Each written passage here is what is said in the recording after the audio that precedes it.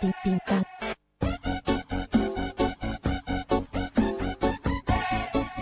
and welcome to a brand new episode of All About Ads Prime, a 30-minute roundup of everything that's happening in the world of marketing, advertising and branding.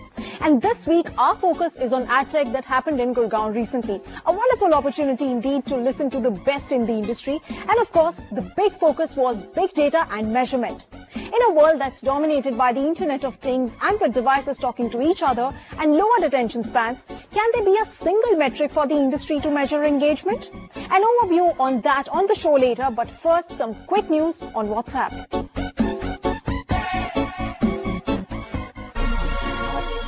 Snap and WhatsApp objectionable ads is ASCII's attempt to curb objectionable ads in the digital era. Users can now simply click pictures of ads they find objectionable or misleading and WhatsApp them to 7710012345, which is now live. These could be ads on the traditional or digital medium, which also includes YouTube links. In fact, ASCII just last year had launched its own mobile app, ASCII Online. And with mobile internet users expected to reach 371 million by June this year, the initiative will surely aid ASCII's concerted efforts in dealing with the menace of objectionable ads.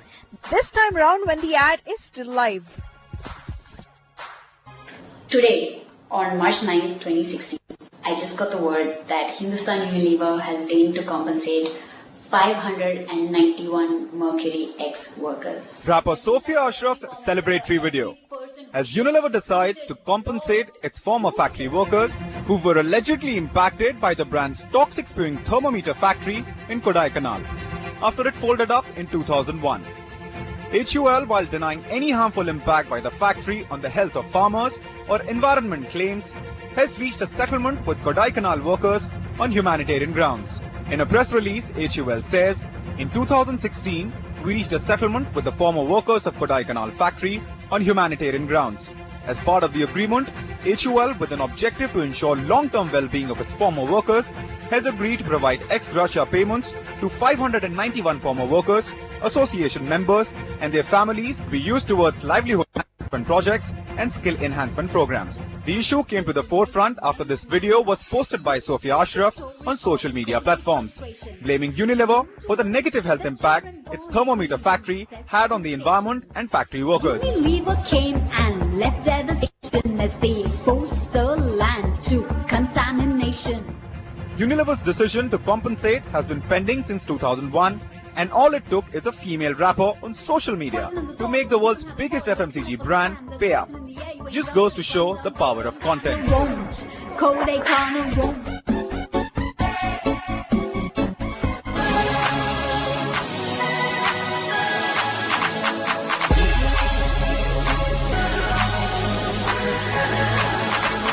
Over 8,000 marketing, technology, media, publishers and startup professionals at AdTech 2016 in Gurgaon. This time round, the focus remained big data and measurement across platforms, including digital.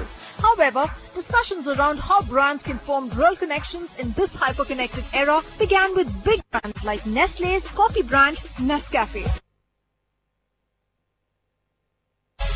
Coffee, often associated as a morning wake-up beverage, prompted the creation of a wake-up app by Nescafe. The app wakes up people not with an alarm, but to personal shared videos by friends instead. A perfect start to a day with an attempt to engage its core-target customer, the 20-somethings. If Nestle uses technology to create engaging platforms for users, airline brand Lufthansa swears by creating empathy. Keeping a printer in the welcome area for people to print personalized messages for somebody arriving. Clearly, the brand has gone beyond digital to create connections with passengers in an industry dominated by similar-looking brand entities. Empathy is one area that we're finding incredibly important across the board, and I think that is the thing that people are expecting from any interactions. If I'm not getting a positive value exchange out of something, chances are I'm not going to continue interacting with that person. Considering the velocity at which data is hitting marketers today, startups too took center stage, discussing how big brands and recent startups can create strategic partnerships and make use of each other's data. And while marketers get lost in vanity metrics like the number of app downloads or app store rankings, speakers urged marketers to instead look for more actionable metrics like transaction-related numbers to enable data to work for a brand. What kind of ROI are you getting on these millions of app downloads that you're doing? I think that's a question that marketers need to ask themselves. I'm a strong believer of good data, but if it needs to be used right, if it's not used right, then it's a deterrent to anybody. Measurement tools, they don't do much to you and then don't give you much insights. I mean, yes, you have these numbers from your agency which says, okay, fine, so I've made so many impressions, but actually have they created an impression for the brand? I don't think so. Especially with big mobile numbers being thrown around, data has increased 9 times in the past 10 years. However, experts say it's still at a nascent stage where metrics need refinement. People are going for big numbers of downloads and install, but they don't know whether what is it translating into, and that will only happen if you have greater insights on what people are doing on your application. Data has played a major role in terms of driving influence, at least for conversion. The focus was on whether it is at all possible to have an accurate single measurement metric in an era of multi-screen consumption. The current TV measurement metrics do not include TV content consumption online or even on the mobile platform. Measurement of media is moving from small panel-based measurements to big data measurement, and it's moving towards total audience. So it doesn't matter whether the consumer is on TV, mobile, tablet, or on his Apple Watch or whatever. You have to measure the audience, and that's what the advertisers are demanding, that's what the broadcasters are demanding. While it's easy for brands to mine and crunch data for single brands, can conglomerates get different pieces of data from brands under their umbrella to talk to each other? That was the big question. You run into practical challenges such as, cleaning up the data, such as data lying in different silos inside the organization because people's KPIs are different. You also face lack of requisite skill set inside an organization of people who will do the analytics and, ferret out insights for the organization to use it meaningfully for business improvement. That a lot of people expect data to give answers. I think data is going to give us better questions. You need to have hypotheses to begin with. Those hypotheses can be measured using data and validated using data. But you cannot start by saying, okay, now this is data, let me analyze that and I'll get some new insights.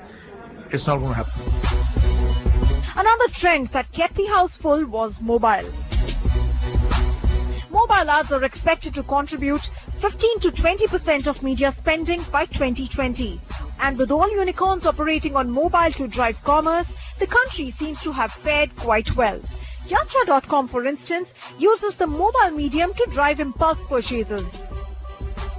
Mobile is driving this whole impulse weekend getaway kind of things. I think there is an opportunity to know the mobile customer far more intimately than on the desktop. Clearly, the future lies in creating engaging content to drive conversations on the digital medium, including mobile. Endorsing that, besides brands, were also celebrity entrepreneurs, Shilpa Shetty and R. Madhwan. In the last 4-5 years, all the launches have been done digitally. A lot of money that we've spent on the first look of the film, on the first poster, has never come out on the newspaper, the print, or on the television. It's always been on digital. What worked back then was the fact that actors had to be a little elusive and exclusive. Right. But today it's a different trend, and what people really like or want to associate with on the online or the social media platform is the real you. So it's not the real you, it's the real you that they like. While technology and data can move mountains, however, experts claim not many marketers are aware of the ugly side of it, that it encourages ad fraud, which is achieving fake ad impressions, mostly using bots. The need of the hour is to ensure more transparency between publishers and advertisers to tackle ad fraud. Machines are taking over the whole digital ad serving part. I think that more and more there are instances and probably potential for vested interest to actually develop technologies that that will invest in ad fraud and make money out of it. It requires every stakeholder there to kind of come together and try and fight this. Data Both good or bad depends on how it's used to drive impact. However, marketers need to find solution to the attribution problem. Which platform can a product's purchase be attributed to, especially when there is visibility across multiple platforms? Does digital drive that or traditional? Next week, watch the session on influencer marketing with actors R. Madhavan, Shilpa Shetty, Samar Verma of Folk Media and Shubhadeep Pal of U Televentures, along with a more detailed discussion on ad fraud. Well, data can indeed move mountains. What needs to be measured? However, as I said before, it can't exist in isolation, especially in a world where devices talk to each other. So, how do marketers get to measure campaigns where traditional complements digital? That's up on the show after this break.